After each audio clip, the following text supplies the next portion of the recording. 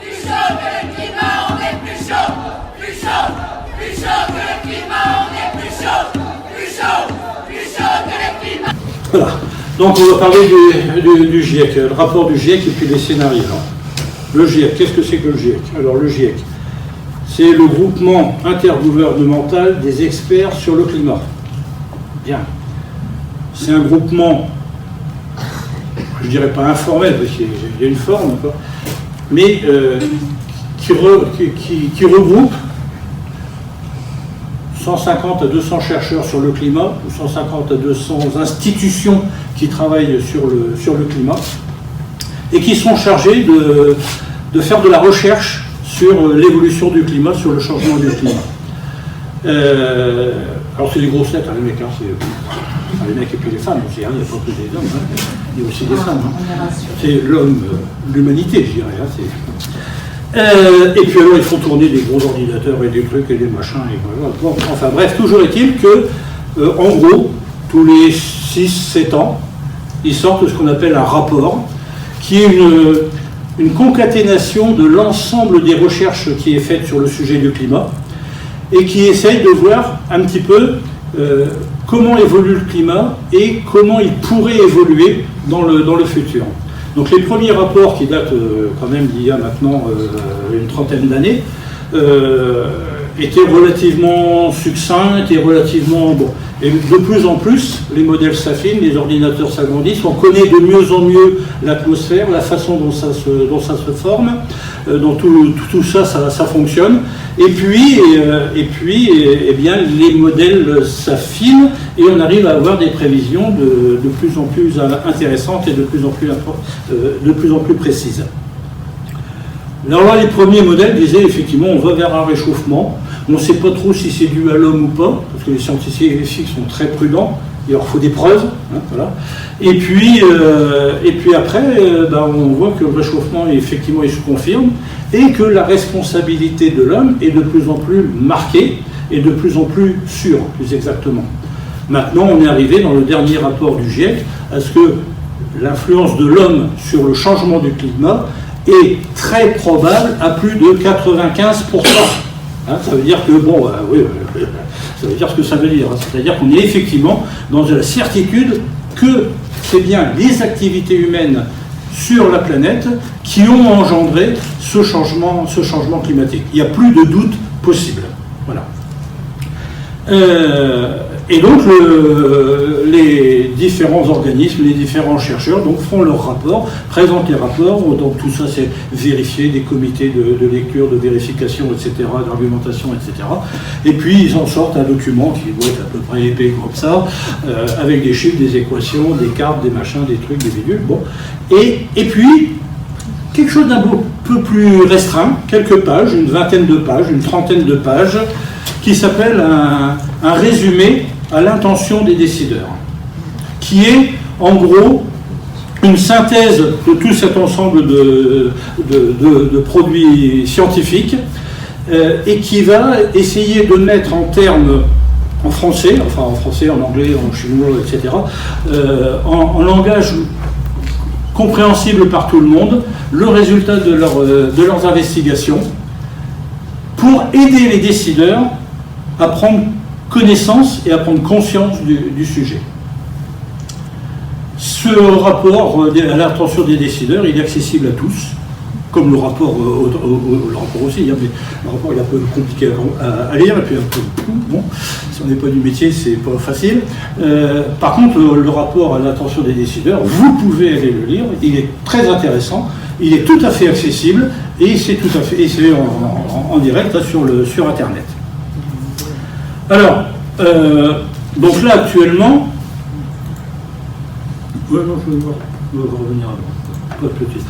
actuellement on a le dernier rapport qui a été publié, il a été publié en 2013. C'était le cinquième rapport du GIEC, donc, qui a été publié en 2013 et 2014. Alors, il y a une analyse de ce qui s'est passé, donc du climat passé, où en est-on, voilà, où est-ce qu'on en est arrivé. Et après, il y a des projections dans l'avenir, des projections. Alors, il y a des projections, elles sont faites suivant certaines hypothèses. Donc c'est les fameux scénarios, des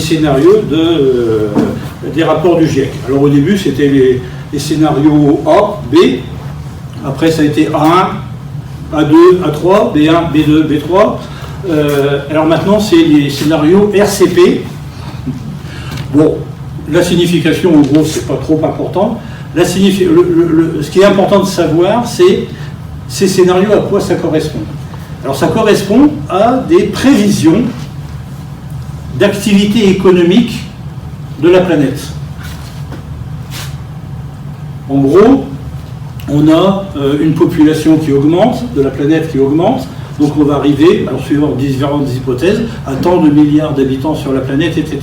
Il est évident que si dans 50 ans ou dans 100 ans, la population est estimée à n'importe quoi, 14 milliards d'habitants, de terriens, ça va être différent, les prévisions économiques, que si les prévisions sont de 10 milliards d'habitants. Bon. Et ainsi de suite. Et après, sur les activités économiques aussi. C'est-à-dire, voilà, on continue à avoir une société de consommation, voire de surconsommation, voire de gâchis, avec une forte population. Alors là, on est vraiment dans le pire des scénarios. Le scénario, en gros, pessimiste, que je retrouve un peu ces termes dans certaines publications. Ou alors des scénarios beaucoup plus optimistes pour l'avenir de notre planète, enfin notre planète, on verra, avec effectivement une population qui grandit de façon moins importante, et puis avec une activité économique beaucoup plus faible. Et effectivement, à partir de là, les émissions de gaz à effet de serre vont être différentes, et donc la quantité de gaz à effet de serre dans l'atmosphère sera différente, et donc l'évolution des températures sera elle aussi différente. Donc voilà à quoi correspondent ces différents scénarios. Alors actuellement, il y a le scénario RCP, il y en a 4, 2,6, le RCP 4,5, le RCP 6,0 et le RCP 8,5. Prenez des notes, parce que tout à l'heure, il y a interrogation écrite. Oui, avec qui triche là. Alors le RCP 8.5, c'est le scénario qu'on dira pessimiste. C'est-à-dire qu'on n'a rien compris et on continue comme on fait actuellement. Et on y va, allons-y joyeusement, gaiement, amusons-nous Folleville, on va jusqu'au bout. Et le scénario RCP 2.6, c'est le scénario qui tente à nous diriger vers une augmentation de la température à 2 degrés, voire un petit peu moins. C'est-à-dire, c'est le scénario où on a tout compris, on sait ce qu'il faut faire, et on le fait. Et tout de suite. On n'attend pas, on le fait tout de suite. Ça, c'est le scénario 2.6. Et les deux autres scénarios, c'est deux scénarios intermédiaires, suivant des différentes... Voilà. Et qu'est-ce qu'on constate avec ce genre de scénario, ce genre de calcul d'évolution du climat? Eh ben, on va regarder un petit peu, on va prendre par exemple les températures, température moyenne annuelle sur la France. Donc, on a pris 3 scénarios, le 2.6, celui où allez, on va y arriver, le scénario 8.5, on s'en fout, et le scénario 4.5 entre les deux. Et puis on voit donc la carte de température moyenne annuelle, et ça, ce sont les écarts à la température, c'est-à-dire ou bien le réchauffement ou le refroidissement suivant les différents scénarios. Et là, c'est entre 2020 et 2050, là, entre 2040 et 2070, et là, entre 2070 et 2100. Donc, c'est les projections au fur et à mesure du temps. Et qu'est-ce que l'on voit? On voit qu'avec le scénario 2.6, le scénario optimiste, effectivement, il est parti sur le fait qu'on bloque la température à 2 degrés, et effectivement, là, au bout en l'an 2100, eh bien, on aura une augmentation de température à peu près quasi uniforme sur l'ensemble de la France, qui est bloquée aux alentours de 2 degrés. Voilà. Donc voilà, ça c'est le scénario. En constatant quand même qu'à moyen terme, il y a tout un endroit quand même qui s'est plus réchauffé. C'est-à-dire que l'atmosphère a une inertie. Et quand on rejette des gaz à effet de serre, avant qu'ils ne redisparaissent, ils vont mettre un certain temps. Donc il va y avoir une accumulation de gaz à effet de serre, donc une hausse de température, et puis après, quand ça va commencer à redescendre, effectivement, la température va redescendre. Il faut savoir que le gaz carbonique, le CO2, dioxyde de carbone, que l'on a dans l'atmosphère et qui est le principal gaz à effet de serre, c'est pas le seul, mais c'est celui qui a la quantité la plus importante et le rôle le plus important. Il a une durée de vie dans l'atmosphère de, en gros, on n'est pas une année près, de 125 ans. C'est-à-dire que le dioxyde de carbone que l'on a actuellement dans notre atmosphère, c'est le dioxyde de carbone qui a été rejeté hier, qui a été rejeté l'an dernier, et qui a été rejeté en 1900. Il est toujours là. Donc on a une accumulation. Et avant, alors si on bloque tout actuellement, on dit voilà, on ne rejette plus de dioxyde de carbone à partir d'aujourd'hui, enfin de demain, parce que vous le reculez, ça va être un peu tard, à partir de demain, et bien avant qu'on retrouve notre propre situation, il va falloir attendre 125 ans. Voilà, là c'est voilà le truc. Bon, ok, bien. Donc effectivement, on passe par une phase où le réchauffement va être plus important, avant de retrouver une petite baisse de la température. Ça, c'est le scénario optimiste. On passe là et on regarde le scénario un peu moins optimiste. Le scénario RCP 8.5. Bon, pas besoin de trop de commenter. C'est-à-dire qu'effectivement, on arrive à une augmentation de la température. Donc avec le rapport de 2013-2014, le 5e rapport du GIEC, on arrive à une augmentation de température qui était de l'ordre de, alors, toujours très difficile, 5 degrés, 4,5, 5,5, on fait 5 degrés. Je vous le fais à 5 degrés, de bonne dame. Sauf que, eh bien, le prochain rapport du GIEC, qui va être publié l'année prochaine, puisqu'on arrive au bout du terme, et que les études, elles ont continué pendant ces 5-6 années-là, et qu'on connaît déjà les premières. Et c'est pour ça que tout à l'heure, vous avez parlé d'une valeur, où il semblerait qu'effectivement, avec le RCP 8.5, avec une meilleure connaissance de l'atmosphère, du fonctionnement de l'atmosphère, et avec une meilleure modélisation du climat, ça ne sera pas 5 degrés, on irait plus vers 6 degrés et demi, 7 degrés. Il faut être optimiste. 6 degrés et demi. Allez, je vous le fais assez sévère. En sachant qu'en gros, je veux dire, c'est pas qu'on ne sait pas, si, on le sait, mais qu'il peut y avoir encore plein de choses.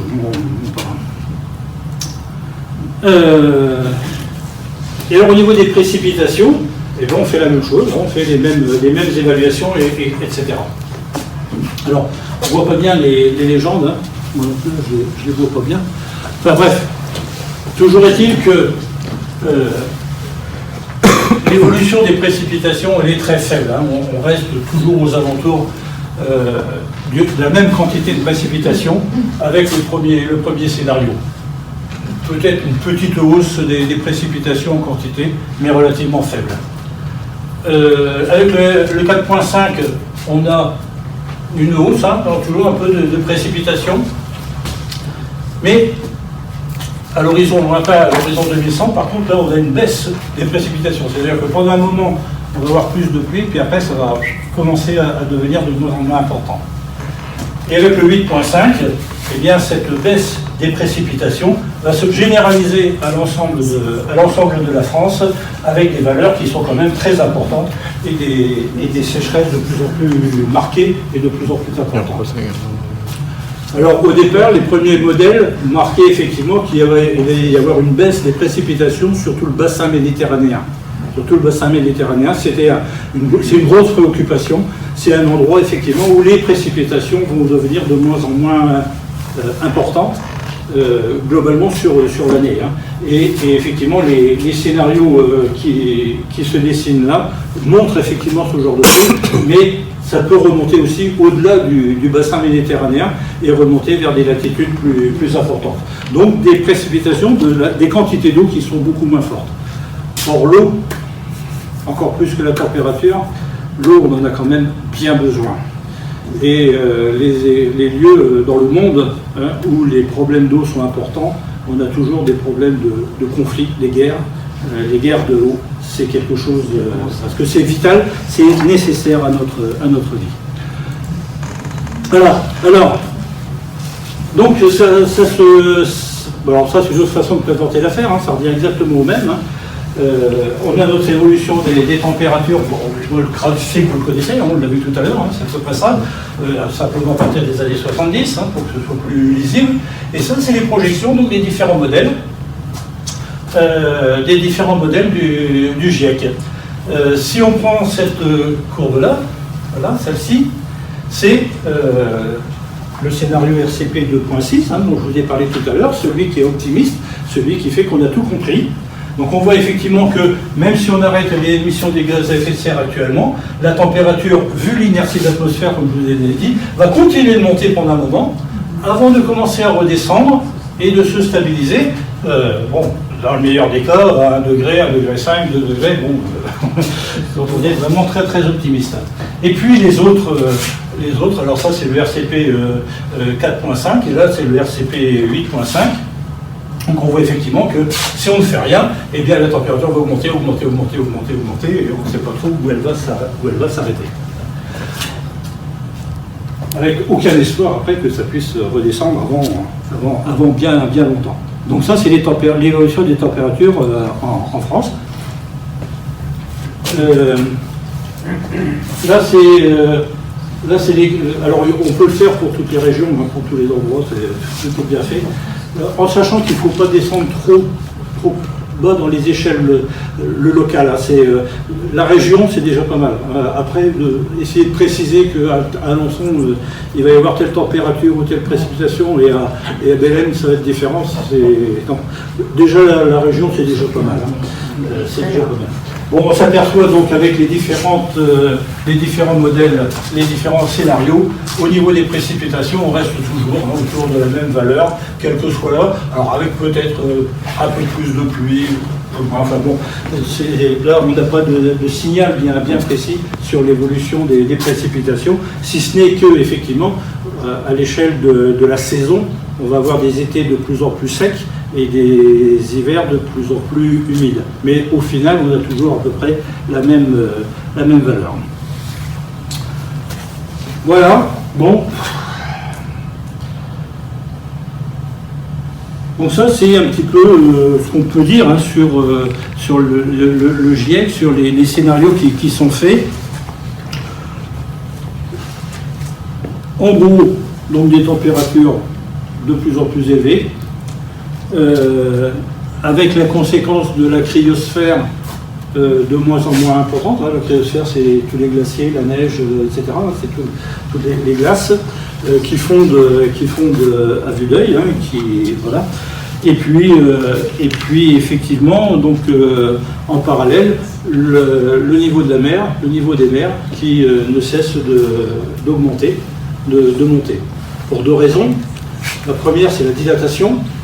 L'eau chaude prend plus de place, plus de volume que l'eau froide. Et donc de ce fait, on a effectivement, avec la hausse de la température de l'eau de mer, une dilatation et donc une élévation. Et puis la deuxième cause, c'est la fonte des glaces qui apporte effectivement de l'eau en plus aux océans. Le dernier rapport du GIEC, donc il y a eu, c'est cette semaine et la semaine dernière, où il y a un des rapports qui va figurer à l'intérieur du grand rapport, du 6e rapport, sur l'océan et la cryosphère, hein, qui est apparu, hein, et qui montre effectivement que au niveau des océans, l'élévation probable en 2050 ou 2070 du niveau de la mer pourrait atteindre 82 cm, ce qui peut sembler peu, mais qui est énorme. Une élévation d'1 mètre du niveau de la mer, il y a une personne sur 10 dans le monde qui est concernée, c'est-à-dire qui voit son habitat détruit. Une personne sur 10, avec 1 mètre d'élévation. 180 millions. Oui, donc ça fait, voilà, mais... voilà. C'est quelque chose. L'érosion, les marées, tout ça, ça se voit déjà, et pas uniquement dans le détail du Bangladesh ou de Tsezou, hein. Même en France. Hein. En France, ça se voit. Hein. Et il y a aussi autre chose avec le niveau de la mer. C'est dans le film que j'ai réalisé avec Eric Fretel. C'est avec un spécialiste, un expert du GIEC qui est interviewé dans le film, qui est plus basé sur les problèmes d'hydrologie, qui montre l'inversement du gradient hydraulique en bord de mer. C'est-à-dire qu'habituellement, normalement, avec un niveau de mer normal, il y a les nappes phréatiques de la Terre qui s'écoulent vers la mer. Et avec l'élévation du niveau de la mer, ça va être le contraire. C'est-à-dire que c'est la mer, c'est l'eau salée qui va venir à l'intérieur des terres, à l'intérieur des nappes phréatiques pour saliniser l'eau des nappes phréatiques. Donc l'eau des nappes phréatiques, c'est l'eau potable, hein, c'est l'eau qu'on boit, hein, c'est ça qu'on tire pour boire, etc. Et donc on a une salinisation sur les bords de mer, parfois assez loin, des nappes phréatiques, avec justement cette élévation du niveau de la mer. C'est un truc qu'on ne sait pas forcément, quoi. Mais c'est bon de le savoir, quoi, enfin de le dire de temps en temps, quoi, parce qu'il n'y a pas que l'érosion, il n'y a pas que la marée, il n'y a pas que la digue qui est embarquée, il n'y a pas que les galets qui sont déplacés, il y a aussi ce genre de phénomène. Et puis il y a l'inondation de toutes les zones basses, de tous les polders. Et en Basse-Normandie, alors il n'y a pas que la Hollande qui a des polders. En Basse-Normandie, on sait ce que c'est, hein. On en a. Hein. Toute la côte du Calvados, etc., et même de la Manche, il y a pas mal de zones qui sont en dessous du niveau de mer, qui ont été gagnées sur la mer. Hein. Et ça ne pourra pas être conservé. Hein. Il va y avoir une invasion marine sur ces terres-là. Restez optimiste, tu m'as dit. Bon, alors, on va faire.